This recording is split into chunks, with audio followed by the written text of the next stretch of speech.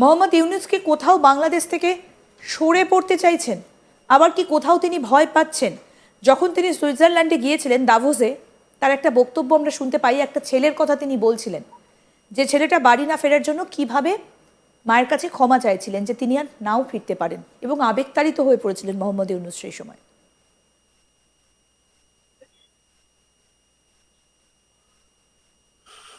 এখানে নতুন কিছু পোলারাইজেশন আছে বাংলাদেশ। সে দেশের যে অবস্থা তাতে কোনো কোনো কিছুই নিয়ন্ত্রণ করতে পারছে না, কিন্তু তার একটা প্রচন্ড বাসনা আছে বাংলাদেশের থেকে। সে ব্যবসা বাণিজ্য, ব্যবসা ছাড়া আর কিছু বুঝে না, ব্যবসা বাণিজ্য এগুলো যত বেশি করে গুটিয়ে নেওয়া যায় এগুলোই আর কি। তো বাংলাদেশের পরিস্থিতি যেটা, সেটা একটা নতুন পোলারাইজেশন আছে। নির্বাচন নিয়ে পার্টিগুলো চিন্তা করছে।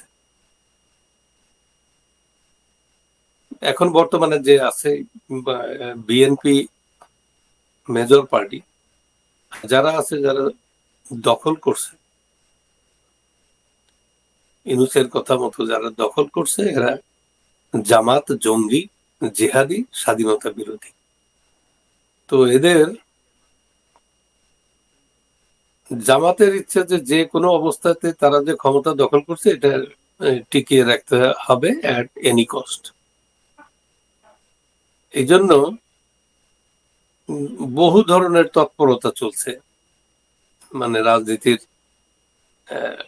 অন্দর মহল বলা যায়, যে এখানে অনেক কিছু চলছে। এক এক গ্রুপকে বিএনপি ডাকছে ইসলামী আন্দোলন, সেখান থেকে যদি কিছু ছুটিয়ে আনা যায় আগামী নির্বাচনে।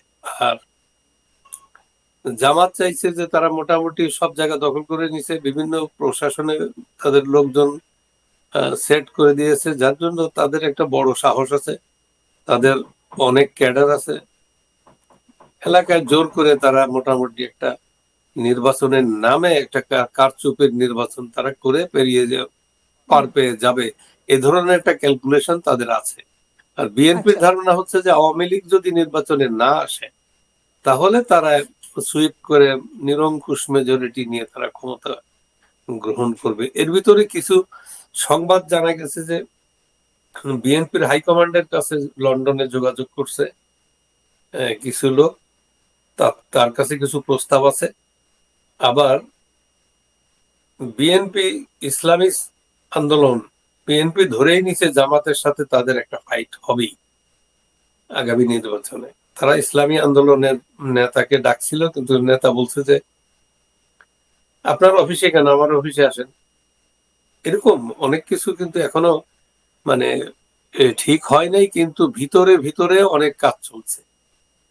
এই সুযোগে ইউনূসের যেভাবে চলে যাওয়ার কথা ছিল, সেই জিনিসটা মোটামুটি নির্বাচন খেলার ভিতরে ঢুকে পড়েছে, তার ওই প্রস্থানের বিষয়টা। আর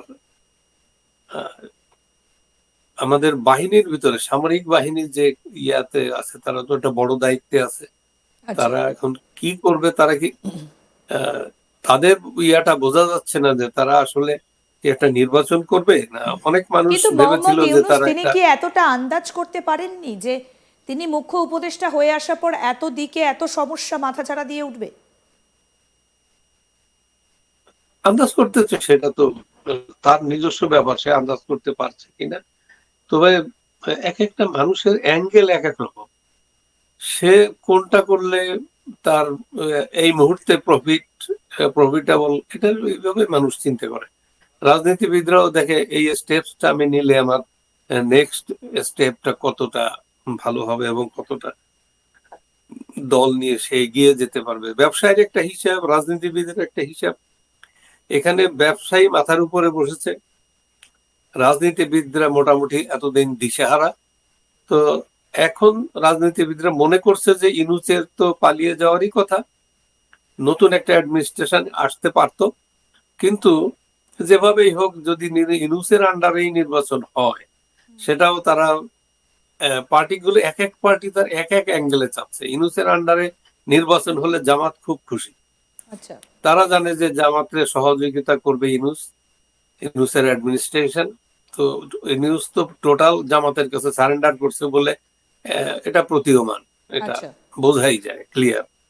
আর বিএনপি নির্বাচন হলেই বিএনপি চলে আসবে যদি আওয়ামী লীগ না থাকে, তার আচ্ছা। একটা ইয়া আহ, রাস্তা তার তৈরি করা আছে বলে সাধারণ মানুষ সচেতন মহলের ধারণা। এই জন্য বিএনপি অনেক সময় সকলের সাথে বা স্টিগমা নিয়ে আপোষ করতে বা অ্যালায়েন্স করতে চিন্তা ভাবনা করছে।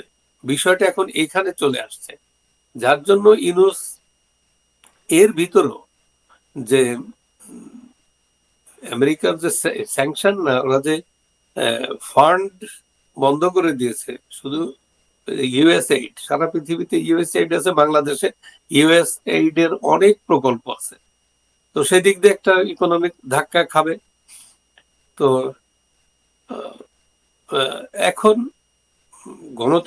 বাংলাদেশের গণতন্ত্র ফিরিয়ে আনা, আইনের শাসন, সাধারণ মানুষের ইয়া জানমালের নিরাপত্তা দিয়ে একটা স্টেবল গভর্নমেন্ট তৈরি করার জন্য জাতিসংঘ সহ আমেরিকা, ভারত, এরা কিভাবে কেমনে এটা চাইছে, এই জনগণের চাওয়াটা, রাস্তার মানুষের চাওয়া আর এদের চাওয়ার ভিতরে গালপ অফ ডিফারেন্স আছে। আচ্ছা। মানুষ চায় যে হঠাৎ একটা কিছু বসিয়ে দেওয়া হোক, তাদের তর্স হইছে না। কিন্তু আর কোথাও এদের কি কিছু পদ্ধতি কোথাও কি এই নির্বাচনী প্রক্রিয়াটাকে কোথাও একটা এড়িয়ে যেতে চাইছেন মোহাম্মদ ইউনূস? এবং সেটাই কি তার একটা ভয়ের ইউনূস তো একটা নির্বাচন ভীতির কারণ কি? ইউনূস সেই কারণে হাসিনাকে কি তিনি ভয় পাচ্ছেন?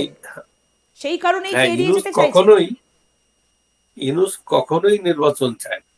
সে 10 বছর ক্ষমতায় থাকতে চায়, এই মিশন নিয়ে সে আমি সেটাই জিজ্ঞেস এখানে করছি যে তার কি হাসিনাকে কোথাও ভয় রয়েছে বা একটা ভীতির জায়গা রয়েছে, সেই কারণেই কি এড়িয়ে যেতে চাইছেন? হাসিনাকে কে ভয় পায় না? ইউনূস সহ বিএনপি, জামাত, এরা সবাই ভয় পায়।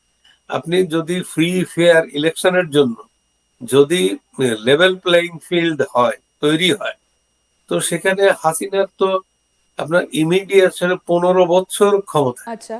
তার যে সমাজে যে এস্টাবলিশমেন্ট, সাধারণ মানুষ যেভাবে লিঙ্কড আপ তার সাথে, রাষ্ট্রীয় প্রতিষ্ঠান থেকে শুরু করে বিভিন্ন জায়গায় যে তাদের কর্মীরা একেবারে চেইন অফ কমান্ড তৈরি করা আছে।